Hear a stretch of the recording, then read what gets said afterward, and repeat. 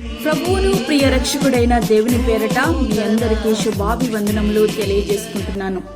Jesus ను creation ministries ద్వారా ఈ రీతిగా ప్రతిరోజు అనుదిన ఆహారమును మీకు అందించుటకు దేవుడిస్తున్న కృపను బట్టి దేవునికి అనలేని కృతజ్ఞతలు. వాక్య ధ్యానంలోనికి మనం వెళ్దాము. ఫిలిప్పీ 1వ అధ్యాయము 1వ వచనం. నా మట్టుకైతే బ్రతుకుట క్రీస్తే, చావైతే లాభము. పౌలు క్రీస్తు కొరకు పట్టబడక మునుపు ఆయన కలిగి ఉన్న గురి క్రైస్తవాన్ని బ్రతకనివ్వకూడదు అని. క్రీస్తు కొరకు పట్టబడిన తర్వాత ఆయన కలిగి ఉన్నటువంటి గురి ఏమిటంటే బ్రతుకుతే క్రీస్తు కొరకే బ్రతకాలి అని. క్రీస్తు తన శరీరమందు గణపరచుటయే పౌలు గారి యొక్క గురి. అదే ఆయన ఆశయమై ఉన్నది. పౌలు గారు క్రీస్తు కొరకే ఎందుకు బ్రతుకుతానంటున్నారు అంటే లోకం చేయనిది యేసు చేశారు గనుక. లోకం మనిషికి సమాధానం ఇవ్వలేకపోయింది. ఎవరికి సమాధానం అనంటే లూకాసు సువార్త 2వ అధ్యాయము 14వ వచనం. సర్వోన్నతమైన స్థలములలో దేవునికి మహిమయు ఆయనకిష్టులైన మనుషులకు భూమి మీద సమాధానము కలుగునుగాక అని దేవునికి స్తోత్రము చేయుచుండెను. చూసారా, దేవునికి ఇష్టమైనటువంటి వారికి ఏమి కలిగిద్దో సమాధానము కలిగిద్ది. లోకం నరకము నుండి మనిషిని తప్పించలేకపోయింది. అయితే నరకము నుండి తప్పించే మార్గము యేసే, ఆయనే జీవము అని పౌలు గారు విశ్వసించారు. యోహాను సువార్త 14వ అధ్యాయము 6వ వచనం. యేసు నేనే మార్గమును సత్యమును జీవమును, నా ద్వారానే తప్ప ఎవడును తండ్రి యొద్దకు రాడు. అందుకే పౌలు గారు ప్రభు కొరికే బ్రతుకుతానంటున్నారు. మనము చాలాసార్లు ఇట్లానే అంటుంటాం. భరించలేని బాధలు కలిగినప్పుడు విడిపించు ప్రభువా, నీ కొరకే బ్రతుకుతాము అని ఎన్నో మొక్కుబళ్ళు చేసుకుంటాం.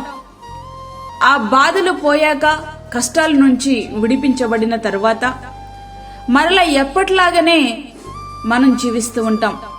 మరి ఇంతవరకు మొక్కుకొనినటువంటి మొక్కుబళ్ళు ఏం చేశారు అనంటే మర్చిపోతారు.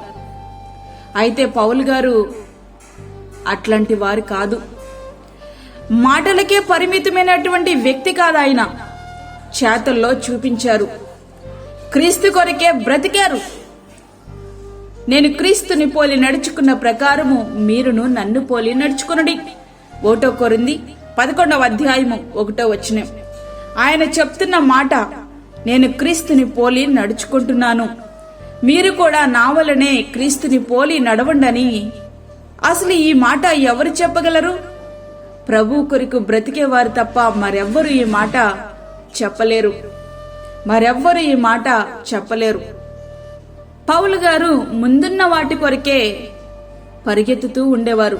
సహోదరులారా, నేను ఇదివరకు పట్టుకొని ఉన్నానని తలంచుకొనను, అయితే ఒకటి చేయుచున్నాను, వెనుక ఉన్నవి మరచి ముందున్న వాటి కొరకే వేగిరపడుచు క్రీస్తు యేసునందు దేవుని ఉన్నతమైన పిలుపునకు కలుగు బహుమానమును పొందవలనని గురి వద్దకే పరిగెత్తుచున్నాను. ఫిలిప్పీ 3వ అధ్యాయము 13వ వచనం 14వ వచనం. అయితే మన జీవితాలు ఈ వాక్యానికి పూర్తి విరుద్ధంగా ఉంది కదూ. ఇశ్రాయేలీలు ఐగుప్తు నుండి బయటకు వచ్చినా గాని వారి ఆశలు మాత్రం ఐగుప్తు మీదే ఉన్నట్లు మనమును అట్లానే జీవిస్తున్నాం. అట్లానే ప్రభు పరిచర్య కొరకే పౌలు గారు బ్రతికారు. దేవుని కృపాసు వార్తను గూర్చి సాక్ష్యమిచ్చుట యందు నా పరుగును నేను ప్రభువైన యేసు వలన పొందిన పరిచర్యను తుదుముట్టించవలనని నా ప్రాణమును నాకెంత మాత్రమును ప్రియమైనదిగా ఎంచుకొనటలేదు. అపొస్తలుల కార్యములు 20వ అధ్యాయము 4వ వచనం. ప్రియ విశ్వాసి, వాక్యమంటున్నటువంటి ప్రియ దేవుని బిడ్డ, పౌలు గారైతే ప్రభు కొరకే బ్రతుకుతానంటున్నారు. మరి నీ జీవితాలు ఎట్లా ఉన్నాయి? దేవుని కొరకు నీవు బ్రతకగలుగుతున్నావా? దేవుడు ఇంతవరకు నీకు చేసినటువంటి ఉపకారములను, ఇంతవరకు దేవుడు చేసినటువంటి మేలులను గుర్తు చేసుకుంటూ పౌలు గారు దేవుని పోలి నడుచుకున్నట్లుగా మనమును దేవుని పోలి నడుచుకుంటున్నామా? ఒక్కసారి మన హృదయాలను పరీక్షించుకుందాం. జీవించుచున్నామన్న పేరు మాత్రం కలిగి ఉండి జీవోత్సవంలా బ్రతుకుతున్నామా? ఒక్కసారి ఆలోచించుకుని ఇట్టి రీతిగా పౌలు వలె ప్రార్థించి పౌలు గారి వలె ప్రభు కొరకు జీవించే ఆ ధన్యకరమైన జీవితాలు మనమందరం కలిగి ఉందాం. అట్టి కృప ధన్యత ప్రభు మనకి అనుగ్రహించునుగాక. ఆమేన్. వాక్యం విన్న ప్రియ దేవుని బిడ్డలారా, ప్రార్థనలో ఏకీభవించండి. పరిశుద్ధుడైన తండ్రి, ప్రేమగల యేసు ప్రభువా, శ్రేష్టమైన అమూల్యమైన మరి యొక్క దినము మా జీవితంలో మీరు అనుగ్రహించారు. నీకు వందనాలు.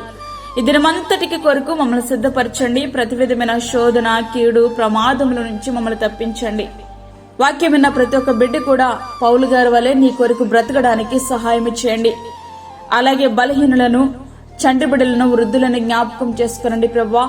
వారికి కావలసిన నీ కృపను సమృద్ధిగా అనుగ్రహించండి. గర్భిణీ స్త్రీలను జ్ఞాపకం చేసుకునండి ప్రభువా. వారికి ప్రత్యేకమైనటువంటి నీ కృపను వారి మీద ఉంచండి నాయన.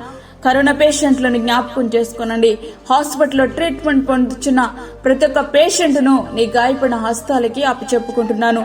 ప్రతి ఒక్కరిని కూడా మీరు ముట్టండి, స్వస్థపరచండి. నీ యొక్క అమూల్యమైన రక్తము కింద వారిని మీరు భద్రపరచండి ప్రభువా.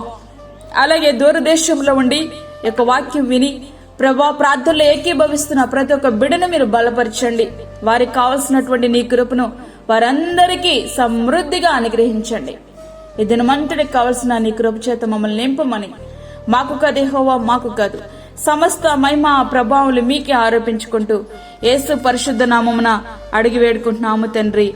ఆమేన్. ఈ యొక్క వర్తమానములు మీ బంధువులకు, మీ స్నేహితులకు షేర్ చేయండి. దేవుని పనిలో మీరు కూడా పాలిభాగస్తులు కండి. అదే విధంగా మీ ప్రార్థన అవసరతలు మాకు తెలియచేయండి. మా ఫోన్ నంబర్ 9177377559. దేవుడు మిమ్మను, మీ కుటుంబమును దీవించునుగాక. ఆమేన్.